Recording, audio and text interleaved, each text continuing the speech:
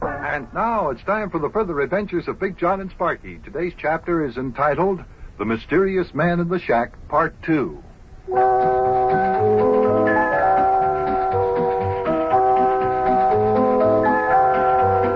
One day while Sparkie and I, and Sparkie's dog, Bunny, were out in Wobbleding's woods taking a leisurely stroll, we were attracted by a column of smoke rising from the chimney of the clubhouse shack in Wobbleding's woods. Sparkie and I went to investigate, and we found a strange man huddled on a chair in the middle of the shack. We didn't know who he was, and, we didn't know until we went in to ask him. And then were we ever surprised to find it was... Well, perhaps you'd better listen to today's episode as we bring you Part 2 of The Mysterious Man in the Shack. Okay, come on, Big Jon. Let's go inside the shack and see who the man is there and find out why he's sitting in there. Yeah, all right.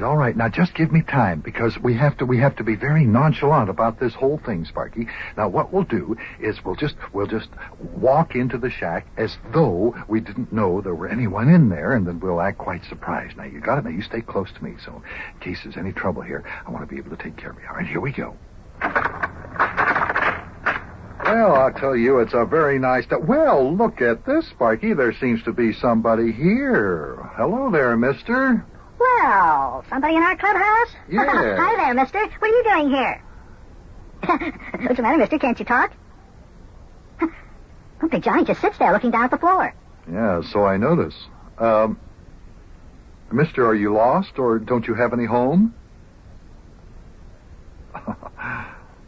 What's the matter? Can't you hear me, mister? Well, he must know we're here, but he hasn't even looked up ever since we walked in.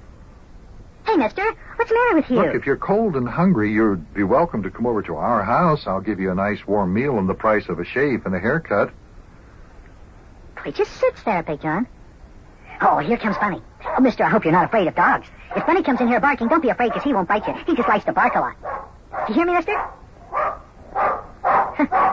Boy, he still won't talk. Mister, are you sick? Why won't you look up at us here? Bunny into the shack. Now, Bunny, don't bother that man. Hey, look, Big Jon. Bunny jumped up into the man's lap. Yes, he acts like he knows him. Hello, Bunny, old boy. How are you, feller? I guess you're the only friend I've got left in this whole world. Hey, that's Mayor Plumfront's voice. That man is Mayor Plumfront. So I see. Bunny, step out of the way here. I want to talk to the mayor. I know it's the mayor now. Mayor! Mayor, what are you doing here? Mayor! Will you talk to me? Mayor? Hey, Mayor Plumfront, this is Sparkie. Don't you know me? Boy, Big Jon. Maybe that's it. Maybe Mayor Plumfront has lost his memory and he doesn't know us. Oh, I doubt that, Sparkie. Well, maybe he's lost his voice. You just heard him speak when Bunny jumped up in his lap. For goodness sakes, Mayor, why do you just sit there looking down at the floor like that? What's the matter with you anyway? And look at yourself. You look like you haven't had a shave in 4 or 5 days. You look like a bum, Mayor. Have you been riding freight trains or something? Well, he raised his head on that one, Sparkie. Yeah, he's looking at me. Yeah, that's exactly what I am, lad. A bum. A shiftless old bum. A shiftless old bum who rides the rods. Oh, snap out of it, Mayor. What makes you think you're an old bum? Did you really ride a freight train there, Mayor? Yes. Yep, I rode the freight train. I'm nothing but a bum, lad. Nobody loves your old former ex-mayor. Ex-mayor? That's right. What in the world are you talking about? You're still the mayor. I won't be after they get my resignation up at City Hall, Buster. Resignation? What do you mean, resignation? Are you going to resign? Why not? Why not? Well, why? I mean, give me one good reason. Because I'm a shiftless, no-account, no-good bum, Buster. That's why. He's a bum who rides freight trains, Big Jon. Quiet, Sparkie. My goodness. Just let the lad talk, Buster. It's true. What do you think happened on board the Widow Dilly's train when she was going home to Florida? I don't know, but I'd like to know. What happened? The Widow Dilly refused to talk to me. Said she was going back to Florida to forget me. Said she never wanted to see me again as long as she lived. Hey, that means that you won't be marrying her then. Sparkie, I told you to stop that. Will you settle down there? Mayor, just because the Widow Dilly doesn't want to marry you, that doesn't mean that your life has been ruined. Oh, it's not only that, Buster. When the conductor came around in the train to collect the tickets, I didn't have any. Well, naturally.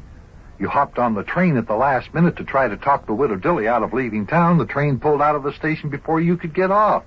Yeah, but the conductor wouldn't believe that. He wouldn't? No. Then when he asked me to pay my fare to Florida, I didn't have any money with me. I left it home in such a hurry I forgot my billfold.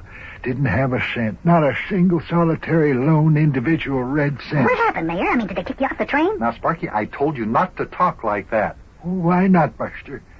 Why not? It's exactly what happened. When the train reached Lexington, Kentucky, off the train I went. And did the widow Dilly lift one little finger to help me? I ask you, did she? Did she? Did she? No, didn't lift a finger. Oh. Well, Mayor, why didn't you tell the conductor who you were? I mean, surely after you told him you were the mayor of Cincinnati, he'd have trusted you. I did tell him, Buster. He wouldn't believe me. And I didn't have anything with me to prove it. And the widow Dilly told the conductor she didn't even know me.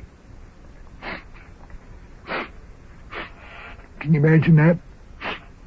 The widow Dilly said she didn't even know me. And here only just a few short weeks ago, she and me was almost married. Oh, now, Mayor, don't let it get the best of you. Buck up. Well, Yeah, buck up, Mayor. Buck up? What do you mean, buck up? They kicked me off the train in Lexington. So then what did I do? I had to ride on a freight train in order to get back to Cincinnati. Well, now, why in the world did you do that, Mayor? No money. You need money to get a ticket, you know. Well, why didn't you use the telegram? I'd have wired you money if you'd have just called on me. I'd have helped you out. Well, you see, There. There you are. There you are. Just goes to show you. Just goes to show you not only am I a shiftless, no-account bum, but I'm a shiftless, no-account stupid bum. Too stupid to wire home for money. Oh, I'm telling you, Buster, and you too, lad, I'm no good. Now, Mayor, I wouldn't say that. No, neither would I, Mayor. Well, I would. What do you think happened to me as the freight train on which I was riding pulled into the freight yards here in Cincinnati? I don't know what. What? I don't know either, Mayor. What happened? As I was getting out of the freight car, which I was riding in, a railroad policeman nabbed me, and I was trying to tell him who I was. He just laughed. You mean he wanted to arrest you? You bet he wanted to arrest me. But I escaped by jumping on another freight train, and the train stopped out here in the Chevy at freight yards, and I got off and I walked over here to Webbelding's Woods. I've been hiding out in this here shack of Sparkie's for the last 2 days. Oh, my. Well, you can forget all this business about you being a bum, and you come on home with us, Mayor. You can shave and take a bath, and then we'll have a nice warm meal, and it'll hit the spot, and you'll be feeling a lot better when it's all over. No, Buster. I'm a broken man. What do you mean? The widow Dilly done up and left me, and I'm a broken man. I'm a broken man. Oh, now, Mayor. No, there's no use talking, Buster. I've got my mind made up. I'm going to send in my resignation to City Hall, and they can just go and elect themselves a new mayor. Well, now, why would you want to do a thing like that? Why would you want to do a thing like that? What will you do, Mayor? Well, I'm going to go off into the woods and live like a hermit. I'll live off the berries that grow wild in the woods, and I'll make my clothes out of rabbit skins after these here clothes that I've got on wear out. Oh, Mayor, this whole thing is ridiculous. Oh, yeah? Well, it's what I'm going to do. I'm going to live like a hermit. I ain't having nothing to do with no more females, and the best way to do that is to go off into the woods and live like a hermit. So long, Buster. Or rather, I should say, farewell. Farewell, Buster. And farewell, lad. Boy, Big John, he's going to do it. I'll stop him. Listen to this, Mayor. You know how much you like sirloin steaks like they serve at Jerome and Thomas's steakhouse. If you live in the woods like a hermit, you'll never be able to sit down at the table at Jerome and Thomas's and eat one of those steaks. I don't care. I don't care. I'm leaving this here world and all its pleasures behind to live like a hermit in the woods. Mayor, you don't mean that. Come home with me. We're going to have sirloin steak for supper, just like they serve down at Jerome and Thomas's steakhouse. Come on. Yeah, come on. Come on home with us. Nope. You can't bribe me. You can't talk me into changing my mind by trying to tempt me with anything like a sirloin steak. I'm going off into the woods, and I'm going to live like a hermit. And I'm going off right now. Farewell. Boy, Big John, he means it. He's going to do it. There goes Mayor Plumfront off into the woods to live like a hermit. Boy, oh boy, oh boy, oh boy.